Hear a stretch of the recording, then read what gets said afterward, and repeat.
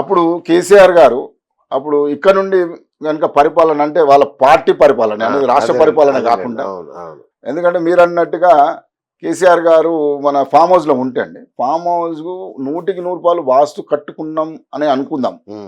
కానీ ఏమవుతుందండి, వీధిలు కనుక వీధి ఎక్కడో ఊరు బయట 4 రోడ్లు పెట్టుకొని మనం వాస్తుకు 4 రోడ్లు మంచి కాబట్టి 4 పెట్టుకుని నడకలేనప్పుడు, కంటి చూపు లేనప్పుడు, వీధి అంతాలైనప్పుడు దానికి విలువ లేదండి.